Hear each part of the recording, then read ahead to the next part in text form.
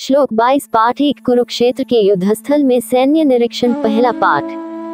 यावदितान निरीक्ष्य योद्धुकामान वस्थितान कैर्मयसह योद्धव्यमस्मिन् रणसमुद्य में। और जब तक कि मैं युद्ध क्षेत्र में डटे हुए युद्ध के अभिलाषी इन विपक्षी योद्धाओं को भली प्रकार देख न लूं कि इस युद्ध रूप व्यापार में मुझे किन किन के साथ युद्ध करना योग्य है, तब तक उसे खड़ा रखिए।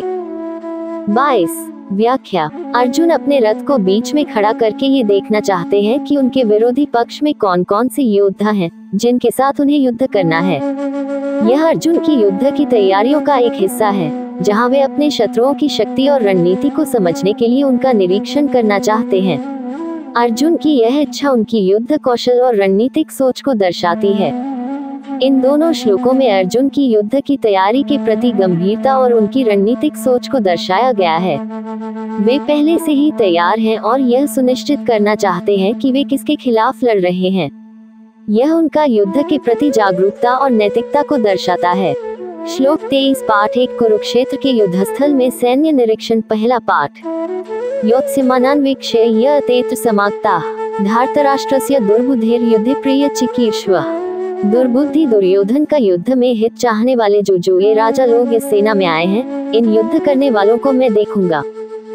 23 व्याख्या। इस श्लोक में अर्जुन की मानसिक स्थिति का पता चलता है। वे युद्ध में भाग लेने से पहले ये जानना चाहते हैं कि उनके सामने कौन कौन से योद्धा खड़े हैं।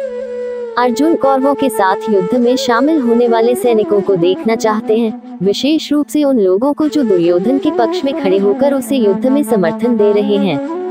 ये श्लोक इस बात को भी दर्शाता है कि अर्जुन को युद्ध की भयावहता का एहसास होने लगा है और वे ये समझना चाहते हैं कि उनके सामने किस तरह के योद्धा और रिश्तेदार खड़े हैं। ये दृश्य अर्जुन के मन में गहरी दुविधा और करुणा का भाव उत्पन्न करता है, जो आगे के श्लोकों में स्पष्ट रूप से प्रकट होता है।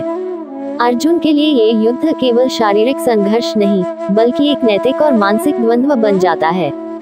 अर्जुन का ये प्रश्न इस बात की ओर भी इशारा करता है कि वे ये देखना चाहते हैं कि कौन कौन से लोग दुर्योधन की राजनीति और नीति के समर्थक हैं, जो अधर्म और अन्याय की राह पर चल रहा है। इस श्लोक के माध्यम से अर्जुन युद्ध के वास्तविक उद्देश्य और प्रभाव पर विचार कर रहे हैं।